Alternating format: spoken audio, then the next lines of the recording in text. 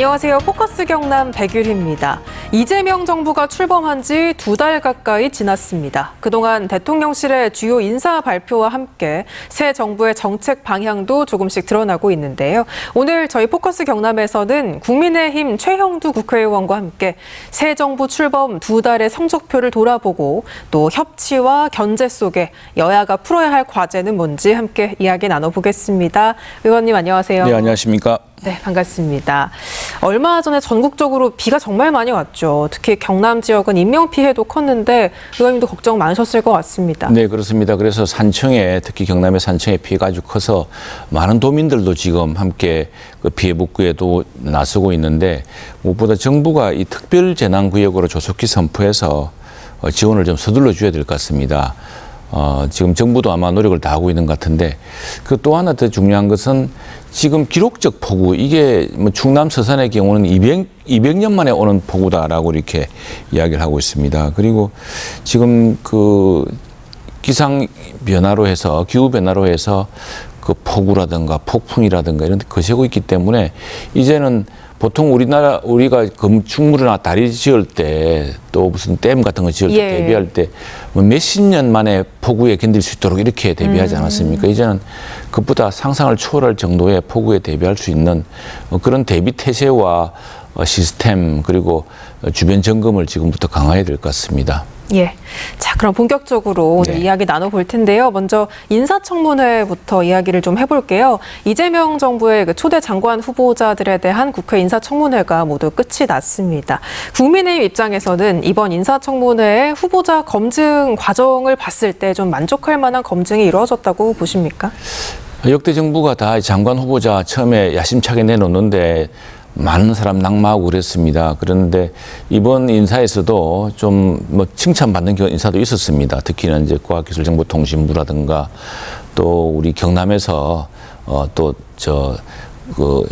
두산 에너빌리티 사장을 지낸 분이 산업부 장관이 된다든가 뭐 이런 몇몇 분들의 관심도 모으고 했는데 이게 무엇이고 하니까 경제 실제 현실을 잘 아는 분들을 장관으로 발탁했다 이런 것들에 대한 기대감도 있었는데 안타까운 것은 이제 총리 청문회 때부터 자료를 안 내놓아요. 예. 자료를 물어보면 그리고 또 그 장관 후보자나 총리 후보자가 그 말하는 것의 신뢰성을 또 확인하기 위해서 우리가 정인 참고인을 부를 수 있는데 정인 참고인을 채택해 주지 않습니다.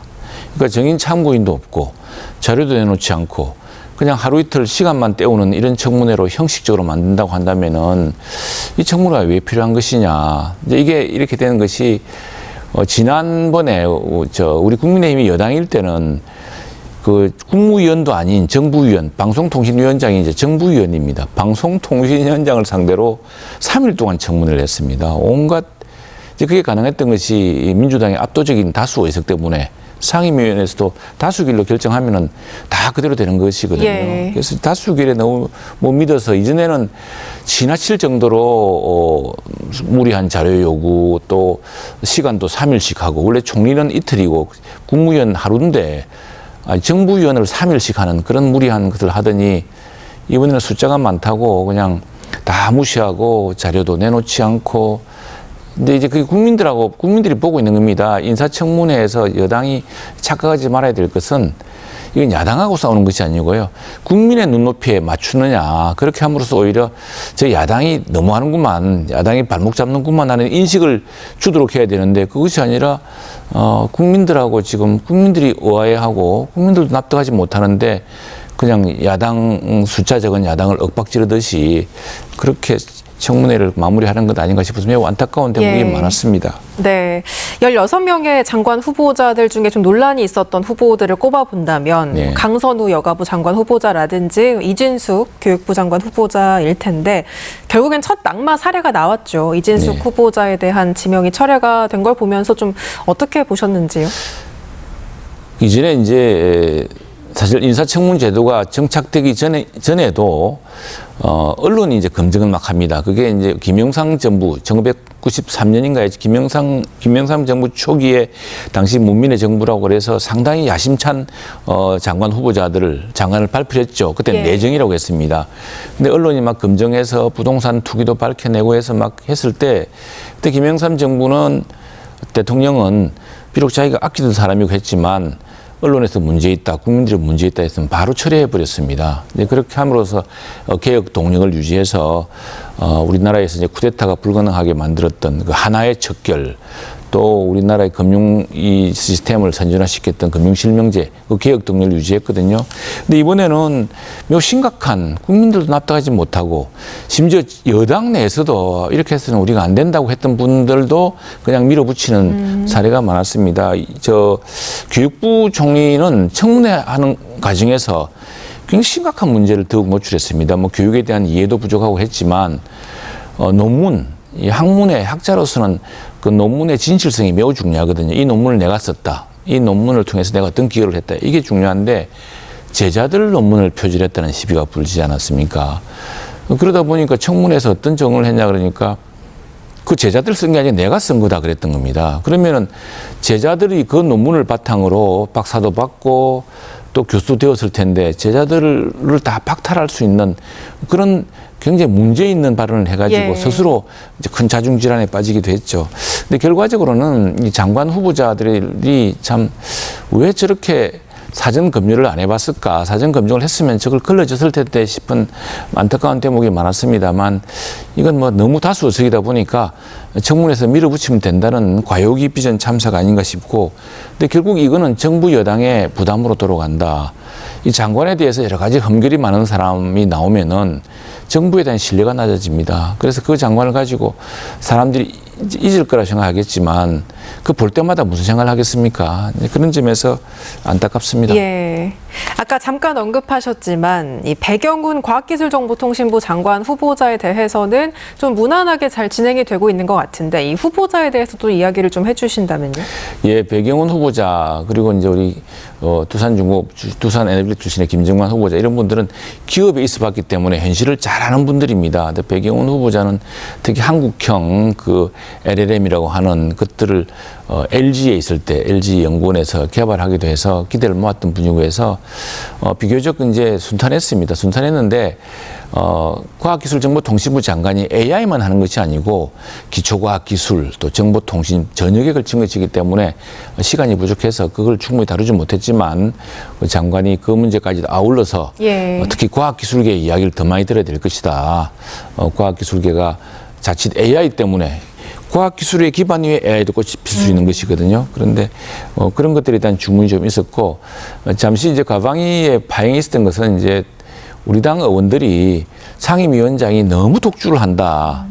이거 피켓을 끌었던 게 이제 좀 발단이 돼가지고 좀 파행이 있었습니다. 근데 이제 이건 우리나라 국회 상임위가 국회에서는 상임위 위원장이 압도적입니다. 제가 뭐 대통령 권력만 센 게 아니라요. 상임위원장이 다 할 수 있습니다. 심지어 그날 어떤 일이 있었냐면은 국회 경위를 동원해서 의원들이 앞에 붙였던 걸 다 떼게 했습니다. 물리적인 이제 시위까지 했죠. 참 그것들이 그래서 일부 언론에 질타도 받기도 했는데.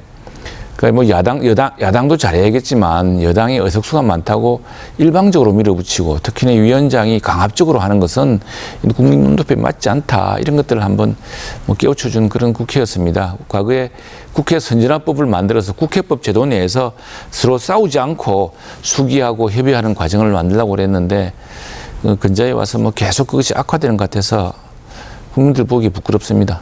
예, 상임위 현안 중에 하나 이야기를 더 해보자면은 방송법 이야기를 안 할 수가 없을 텐데요. 지금 방송 3법이 민주당 주도로 상임위를 통과를 했는데 여기에 대해서 이제 의원님께서는 좀 특정 단체 이권을 위한 악법이라고 평가를 하셨잖아요. 그렇습니다. 말씀도 좀 해주시죠. 이 법이 말과 다릅니다. 이게 국민의 방송을 국민에게 돌려드리겠다. 그게 아니고 국민의 방송을 일부 구성원들에게 돌려주겠다는 그런 지금 취지입니다. 이제 더 큰 문제는 지금 이 법 개정안에 보면은 지역성과 또 방송 대표성을 이렇게 있는데 지금 실제로 그러면은 지역성을 대표할 방법이 아무것도 없습니다. 말만 지역성이라고 해놓은 겁니다. 지금 미국에서도 이 공영방송에 대한 것이 이제 미국 상원에서 이렇게 막 논란이 되어 있습니다. 근데 그때 핵심이 뭐냐면은 미국의 지역방송을 지원해주자는 것이 핵심입니다. 한 당에서는 지역방송 예산을 깎으려고 그러고 예산을 깎으려니까 다른 쪽에서는 지역방송이라는 것은 로컬 방송이라는 것은 정말 우체국처럼 꼭 필요한 것이다. 지금 이렇게 이 엄청난 재난이 일어나지 않습니까? 전국적으로 재난이 일어나는데 경남에서 일어나는 재난을 서울에 있는 방송국이 보도합니까? 그러니까 경남에 있는 MBC 경남이나 이런 방송에서 그걸 보도할 수 있도록 해줘야죠. 그렇다면은 여기에 대한 지원이 많아져야 됩니다. 근데 이번 방송법 논의는 그게 아니고 방송사 사장을 누가 임명할 것이냐. 그 방송사 사장을 또 임명하는 구조에서 이사는 누가 임명할 것인가를 둘러싼 정치 싸움입니다. 예. 네, 이건 어떻게 보자면은 뭐 우리도 참 탓할 것이, 우리도 좀 자책해야 될 것이 있지만 내 편을 사장, 방송사 사장, 공영방송 사장 또 내 편을 공영방송 이사로 해서 우리한테 불리한 보도는 하지 않게 하고 우리한테 유리한 보도만 하게 하겠다. 뭐 이런 걸로 가지고 서로 다투는 것이 본질입니다. 예. 근데 앞서 21대 국회 때까지 여야가 바뀌고 다수당 소수당이 바뀌고 했습니다만 민주당과 우리 당이 지켜왔던 것은 이 법의 체제로 골조를 지켜왔던 것은 이 현행의 이사회 제도 또 사장 임명 추천 방식이 국민의 주권에 맞춰서 국민의 주권에 따라서 국민의 위임에 따라서 위임 구조에 따라서 이루어지는 그런 글로벌 표준이다. 외국도 그렇습니다. NHK도 그렇고 일본 영국 BBC도 그렇고 그랬던 것인데 지금 돌연 이번 정부에 들어와서 이렇게 이런 저런 사람을 방송사 공영방송 이사로 하자. 이제 이렇게 하니까 자중질환이 좀 일어나가지고 우리 이른바 진보적 언론 학자들도 왜 이렇게 여당이 서두르는지 모르겠다. 예. 그 누가 누구를 대표한단 말이냐 이런 문제가 있거든요. 그래서 저는 생각한 데는 민주당 때부터 또 이재명 대통령 때부터 우리는 이게 대통령과 여당의 권한이 많습니다. 방송사 할 때. 그때부터 이전에 잘못됐던 것들을 싹 고쳐주시면은 앞으로 반복이 안 될 텐데. 그래서 뭐 대통령이 바뀌었고 정권이 여당이 민주당이기 때문에 저는 민주당이 방송 개혁을 잘하면 되는 것이지 이걸 뭐 선진국에도 없고 또 국민의 방송, 국민의 재산인 지상파를 누구한테 그냥 특정한 단체나 파워 있는 사람들한테 밀어준다는 것은 국민의 방송에 대한 그 취지를 저버리는 것이다. 또 헌법 1조에 모든 헌법이라든가 대한민국의 모든 권한과 책임은 다 국민으로부터 나오는 예. 것이거든요. 국민이 대통령을 뽑았기 때문에 그 대통령이 방송사 사장을 최종적으로 임명하는 겁니다. 우리가 비록 지금 대통령에 대해서 투표를 안 한 사람도 있고 반대한 사람도 있었겠지만 그러나 대통령을 뽑았기 때문에 그 대통령이 선량하게 해주길 바라는 것이거든요. 그래서 이 대통령, 이 여당부터 잘하시면 될 문제인데 이걸 굳이 뺏어서 또 말로는 지역성을 대표한다 해놓고 지역을 위한 배려는 하나도 하지 않으면서 결국 속셈은 몇몇 방송 내에서 아주 힘 있는 집단들이 방송사 운영과 경영을 좌우하겠다는 속셈이다. 저희들이 이렇게 보고 있습니다. 예. 자, 이제 다음 달 8월 22일이 되면 국민의힘 당대표 경선이 또 시작이 됩니다. 지금 대진표가 좀 구체화가 되고 있는 상황인데 어떤 뭐 특정 후보를 거론하기보다는 어떤 리더십이 이 당을 좀 이끌어야 한다고 보시는지 궁금합니다. 올해가 광복 80주년이고 특히 8.15가 되면 정말 이제 해방된 지 딱 80주년 되는 해입니다. 우리가 참 식민지의 폐허 또 전쟁의 잿더미 보릿고개 여러 참 빛과 그림자를 이렇게 거쳐오지 않았습니까? 그러면서도 대한민국을 성장해 왔거든요. 근데 그런 과정에서는 물론 민주당의 전신 정당도 이제 민주당의 역대 정당들도 기여했겠지만 저는 우리 정당의 지도자들이 큰 기여를 했다고 생각을 합니다. 근데 최근에 와서는 뭐 두 차례 우리 당에서 나온 대통령이 탄핵을 당했는데도 우리 정당이 바뀌지도 않고 국민들의 지탄을 받고 더욱이 당원들한테 큰 부끄러움을 그냥 떠져주고 당원들을 크게 실망시켰습니다. 그래서 이번 전당대회는 누가 되든지 아마 우리 당원들이 정말 이제는 그만 당을 혁신해서 우리 광복 80년 동안 대한민국을 이끌어왔던 그 주도적인 모습을 그 능력과 그 신뢰를 되찾아달라는 그런 당원들의 요구가 아주 거셀 겁니다. 그 당원들의 요구에 맞는 사람이 당대표가 될 것으로 기대하고요. 저희 당대표 선거 결과를 보면 과거에 상상하기 좀 어려웠습니다. 이게 뭐 대충 우리 국회의원들이 우리가 밀어주면 이 사람 되겠지 생각했는데 그렇지가 않았습니다. 당원들이 한 80만 되는 당원들이 나라 걱정도 많고 또 여기 또 일반 국민들도 일정 부분 참여하게 돼 있거든요. 나라 걱정도 많고 당에 대한 걱정이 많아서 국회의원들이 그동안 잘못했던 것들 이런 걸 한꺼번에 바꿀 수 있는 그런 혁신적 리더십을 전당대회를 통해서 뽑지 않을까 생각합니다. 그리고 그렇게 기대합니다. 예. 자, 이제 이재명 정부가 출범한 지 한 2달 가까이가 지났습니다. 지난 2달을 한번 평가해 보신다면요? 그러니까 뭐 대통령 선거는 솔직히 말하면 저희들로서는 바라지 않은 결과였지만 이렇게 되었고 우리 뭐 탄핵 재판도 승복을 했습니다만 대통령 선거도 당연히 국민으로서 승복하고 이제는 이 대통령이 이 정부가 잘 되기를 바라고 그 잘 되는데 우리가 도움이 되고 또 못하는 건 바로 비판하겠다 이제 이런 이제 분명한 입장은 있지만 잘 돼야 됩니다. 근데 너무 어렵습니다. 나라가 지금 통상 마찰이 계속되고 있습니다. 미국의 지금 트럼프 대통령 행정부라는 정부가 예전에 우리가 우방이었던 그런 나라의 대통령과 좀 다릅니다. 굉장히 계산적으로 나오고 있고 또 이게 머뭇거리면은 우리는 세계가 우리를 중심으로 돌아간다 생각하지만 미국으로 볼 때는 여러 나라 중에 한 사람이 나라일 텐데 근데 그게 더 걱정스러운 이유는 중국은 중국대로 우리를 압박하고 있고 북한은 북한대로 러시아를 밀착해서 지금 뭐 전혀 뭐 우리를 계속 적대시하면서 핵무력을 강화하고 있고 이러니까 우리가 사실 사면초가인 셈입니다. 이때 우리 정부가 잘해서 정말 대통령으로서 과거에 대통령이 했던 실수를 되풀이하지 않고 또 여당도 대통령과 함께 국회에서 협치를 이루어서 이 어려운 국난의 시기를 극복해 나갔으면 좋겠습니다. 무엇보다 어려운 건 나는 이재명 정부가 좀 걱정인 것이 경제가 별로 안 좋습니다. 과거에 이제 탄핵 직후에 문재인 정부가 들어왔을 때는 뭐 여러 가지 참 지금 생각해 보면은 다소 터무니없는 그런 무한 실험들을 많이 했습니다. 돈은 많이 뿌렸는데 빚만 늘어나고 실제로 효과가 없는 그게 많았는데 그래도 그때는 그럴 수 있었던 것이 반도체 특수, 초격차 이런 것 때문에 한 해에 세수가 초과 세수가 100조씩 나왔습니다. 예. 근데 지금은 세수가 부족하죠. 더욱이 통상 마찰 때문에 반도체라든가 또 우리 주력 산업들도 고전하고 있죠. 그러면 어디서 이 재정의 원천을 찾을 것이며 어디서 새로운 활력을 이룰 것인지 그래서 이럴 때는 정말 그 정치적인 어떤 목적으로 반대편을 싹 없애야겠다든가 이런 유혹에 휘둘리기보다는 정말로 나라를 살려야 되고 민생을 살리고 지금 어려운 대외 여건 속에서 대한민국을 굳건히 이렇게 세워야겠다라는 그런 각오로 좀 잘해주기만 할 당목. 저희들은 그런 의미에서 대한민국 80년의 이 위기를 다시 극복할 수 있도록 최선을 다해서 도울 것은 도울 것이고 또 우리 정부 때 봤던 실패, 그런 실패를 되풀이하지 않도록 하기 위해서 비판할 것은 비판할 겁니다. 예, 알겠습니다. 자, 그런가 하면 또 정부가 해양수산부를 부산으로 이전을 하려고 하죠. 네. 국민의힘은 이제 이걸 보고 졸속행정이라고 또 비판을 했는데 여기에 대해서도 말씀을 좀 들어볼 수 있을까요? 예, 지금 부산에서 간절히 바라던 것은 산업은행 이전이었습니다. 예. 우리가 처음에 세종시에 부처를 옮겼더니 세종시에 공무원들은 안 살고 전부 서울 살면서 그냥 세종시 오가는 길만 분잡해졌다 이런 말이 있었습니다.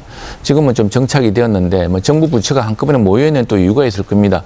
저희로서야 지역에 사는 입장에서는 정부의 기능이 많이 지역으로 분권으로 이양되고 하면 좋죠. 근데 저는 오히려 그런 가감한 분권이 더 이루어져야 되고 실제로는 해수부 공무원이 왔다고 서울과 부산을 오가는 이런 것보다는 지금 실제로 부산 사람들이 간절히 바라고 우리 또 경남, 울산 지역이 바라는 산업은행이 엄청난 거거든요. 예. 엄청나게 많은 종사자들도 있고 또 산업은행의 대출 대부분이 우리 부산, 경남, 울산 지역에 와 있습니다. 과거에 우리 한화조선, 대우중공업이 그 산업은행 최대 대출자 아니었습니까? 최대 예. 이제 그런 것들을 직접 현장에서 보는 것이 중요한 것인데 그 산업은행을 이제 산업은행 노조가 반대하고 하니까 그걸 못 보내고 지금 해수부를 보냈습니다. 뭐 이미 진행되고 있으니까 정부의 효율성도 유지하면서 뭐 산업은행까지 이번에 다 왔으면 좋겠습니다. 그렇게 해서 본격적으로 지역을 살려야 되고 또 정부 부처 하나보다는 과감한 분권이 좀 이루어졌으면 좋겠습니다.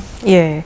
야당으로서 국민의힘이 앞으로 이제 어떤 방식으로 정부를 견제하고 감시하는 역할을 해야 한다고 보시는지도 들어보고 싶은데요. 예, 저희들이 지금 국민들을 크게 실망시키고 또 안타깝게 하고 있지만 그러나 저희들이 지난 수십 년 동안 이 국정을 이끌어온 경험도 있습니다. 그래서 특히나 이번에 이제 AI 대혁명의 시대 아니겠습니까? 예. 이때 지난번 우리 과학기술정보방송통신위원회에서도 물론 민주당의 협력이 없으면 불가능했습니다만 저희 당이 주로 AI 기본법이라든가 나라의 방향을 많이 이끌어왔습니다. 저희 당이 그 여러 가지 선거에서도 실패하고 했습니다만 정책적으로 좀 더 유능한 정당이 되어서 도와주고 견제하고 이끌려고 합니다. 국회에서 단호하게 비판하고. 근데 이 문재인 정부 초기에 임대차 3법을 시행하면서 매우 좋은 의도였죠. 그러나 우리는 그 위험을 알았거든요. 그래서 윤희숙 위원장 같은 사람들이 나도 임차인입니다 하면서 아주 비판을 하고 예. 실제로 뭐 그 서울에서 전세값 오른 바람에 저도 피해를 본 사람입니다. 그런 국정의 경험이 있기 때문에 그런 경험을 바탕으로 확실히 견제하고 또 나라가 너무 어렵기 때문에 지금 뭐 재정을 자꾸 풀 수가 없습니다. 이 재정은 누구한테 빚이 돌아갑니까? 우리 젊은 세대에 돌아갑니다. 예. 그리고 국채를 발행하면 또 우리 일반 대출 금리가 또 올라가거든요. 이런 여러 가지 어려운 것들이 많기 때문에 저희들이 국정을 풀어봤던 그런 경험을 바탕으로 확실히 견제할 것은 견제하고 이렇게 나가겠습니다. 그리고 또 하나의 길 AI와 디지털 혁명 이 분야에서 저희들이 이제 돈이 많으면은 많은 사람들에게 현금으로 소비 쿠폰 나누면 좋죠. 그러나 지금 한정된 재원을 가지고 그렇게 금방 쓰고 할 게 아니라 그걸 쓸 때도 아주 필요한 사람들한테는 두텁게 주되 그냥 보편적으로 나눠주는 이런 방식은 별 효과가 없더라. 재정 부담만 크고 대신에 좀 과감한 AI 투자 이런 것들을 하자. AI 투자, 디지털 투자를 하자. 이런 목적으로 그런 방향으로 확실하게 정부를 좀 견인하려고 합니다. 예, AI 말씀하신 김에 또 지역구인 마산 네. 하포구 이야기를 또 해보면요. 제2자유무역 지역이 또 디지털 자유무역으로 지정이 됐죠. 네. 이제 지역에도 이 AI 기반 산업이 좀 빨리 발전하면 좋을 것 같은데 AI 기반 산업의 어떤 전환점이 되지 않을까 좀 기대가 그렇습니다. 되고 있습니다. 최근에 아마존이 울산의 SK와 함께 AI 데이터 센터를 만들었습니다. 만들겠다고 약속을 했습니다. 예.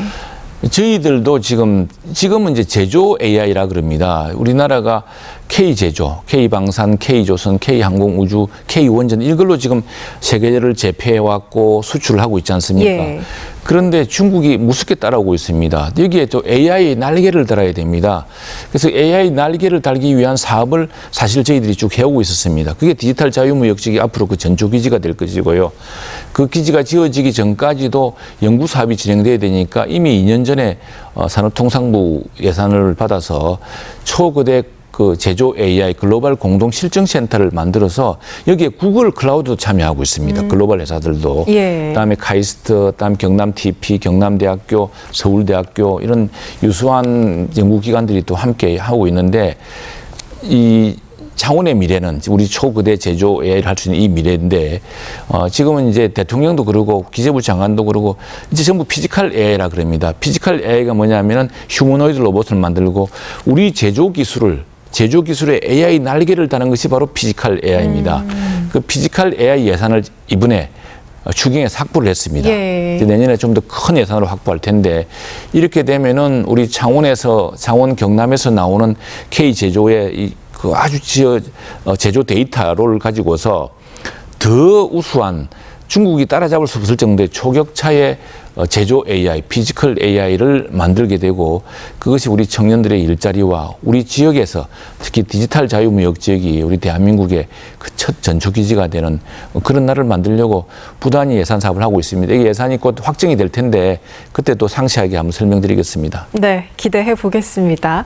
그래서 그런가 하면 또 AI 디지털 교과서 시범학교 같은 교육 분야 혁신도 좀 진행이 되고 있는 걸로 알고 있는데 이 부분 관련해서는 또 주민들의 반응이라든지 뭐 기대 효과가 있을까요?